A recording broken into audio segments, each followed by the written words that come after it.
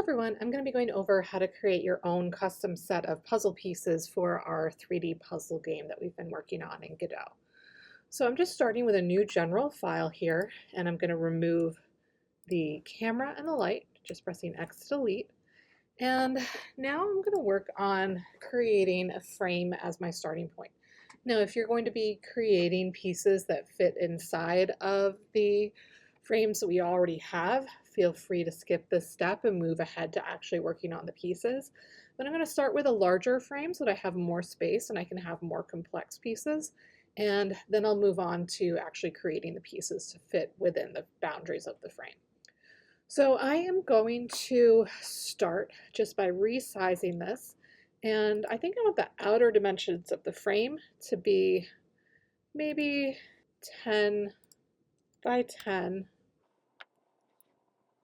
and I'm going to leave it like that.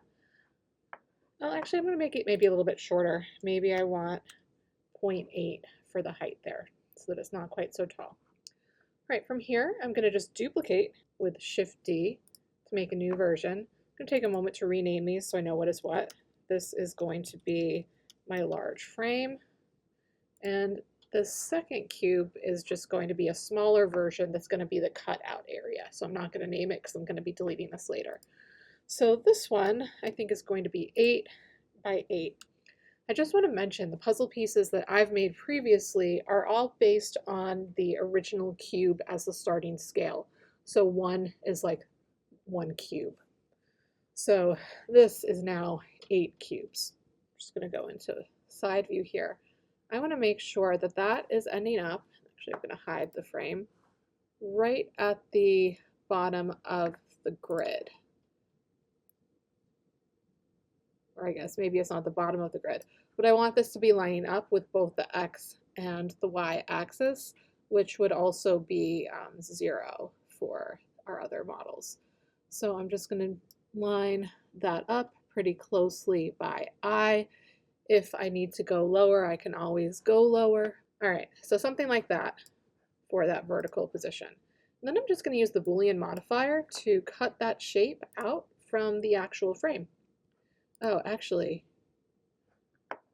I'm going to change the scale just the tiniest bit first. I'm going to give just a little bit of extra wiggle room for when the pieces are placed, when the colliders are matching.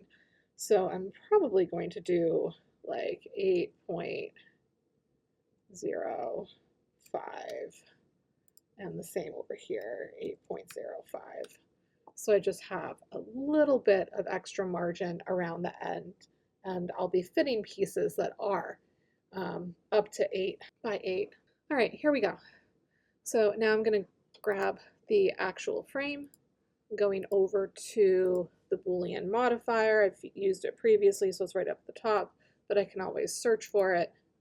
I'm going to leave this set to difference, and the object is my other cube. If I hide that cube, I can see how it's cutting things out.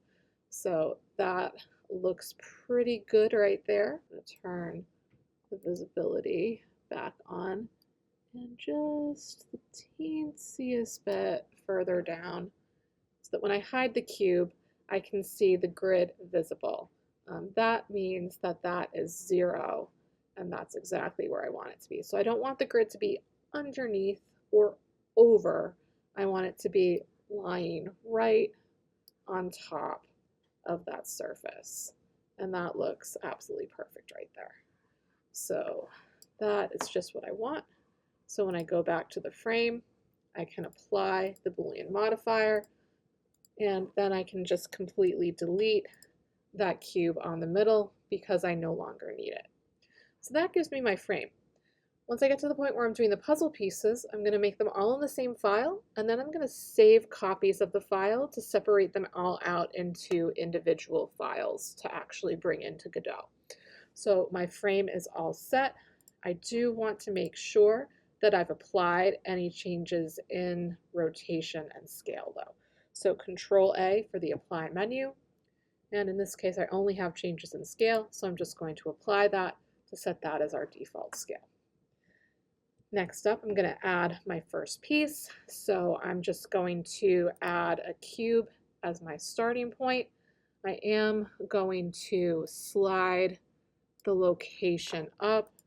It looks like just to 1 should be perfect so that it's right on the surface there.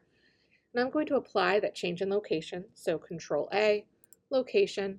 Notice it moves the origin down to the bottom. All right, so that is looking good. And now I'm going to head over into edit mode for this piece, and I can experiment with what I want the piece to look like. You may find that snapping is helpful, so a little magnet icon specifically set to the grid could be useful. And so I might extrude out. And so when I extrude out by 1, that gives me like half of a box. So now it's the length of 2, length of 3, and maybe at this point I'm going to extrude a couple more times.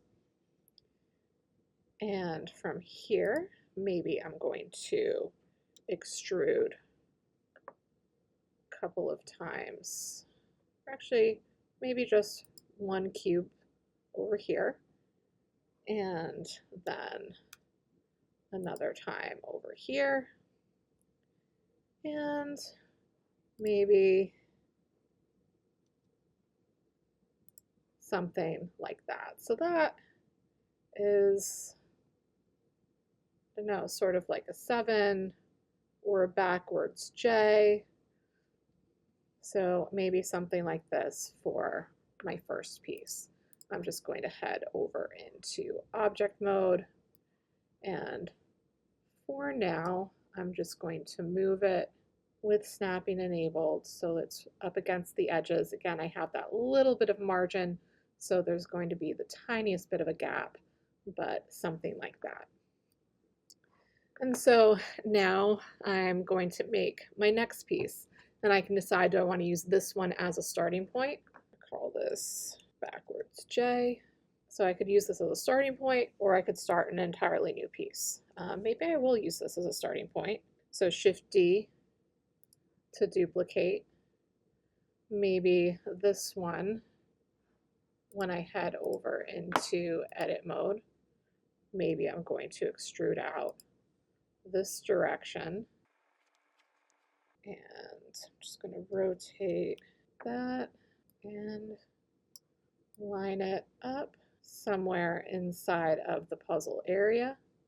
This is almost a G, so that's what I'm going to call it. Almost G. Actually, I'm just going to be consistent with the naming here, lowercase for the second area. And I can just keep making as many pieces as I want for my set, and making sure that this is filling the entire grid. I should just make sure that this actually is in the center of the grid before I do any changes to the origin. So I can set the origin to the center of volume or to the center of mass. Sometimes they'll look exactly the same depending on what's going on, or just to the geometry as a whole. See what works best. But then when I apply the location, that brings it down to 0 where I actually want it. And then I can slide this piece where I actually want it located for the puzzle, just as some sort of starting point for the location, something like that. So the location doesn't matter at this point. Later on, I might do something there. Now, maybe I want a piece that is sort of filling the boundaries of these two pieces. So I might make an entirely new cube as its own object. I'm just going to fix the vertical location here. And this one might be 7 by 3 for the size. Actually, that's probably bigger than I need, so I'm just going to pull that out like that. And let's see, I think that should actually be probably closer to 5. Yep, so that looks like about the size that I'm looking for. And I'm going to add the Boolean modifier to it. So wrench icon, searching for Boolean. If I've used it previously, it'll be right there. And I'm going to have this set to difference, and I'm going to choose one of my shapes. You can see that that's going to cut out that area. I can apply the change and then add the Boolean modifier again and select the other shape and apply the Boolean modifier again. And so now, oh, it looks like that's nearly perfect. It looks like there's just a little bit of extra space over here, just this extra face that I probably don't want. So I'm going to hide my other two shapes, and I can just hover over that and press L, and then just X to delete that face. But now I have this custom shape that perfectly fits with the other pieces, like that. So that can be a way that you can end up with something that's a little bit more complex without necessarily doing all of that extruding.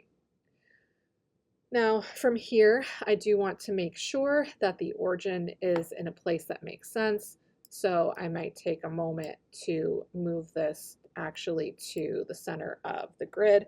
So maybe I'll just actually set the X and Y locations to 0. And from here, I'm going to apply the location to get that back to 0. And I'm also, with Control A, going to apply the scale. And then I'm just going to set it back where I'm putting it in my puzzle piece. Now I'm going to stop here as far as making different pieces goes and show you how to actually save them to use as part of a set in the game. So once I have all of my pieces ready, I'm going to start saving the file. So just Command S to save.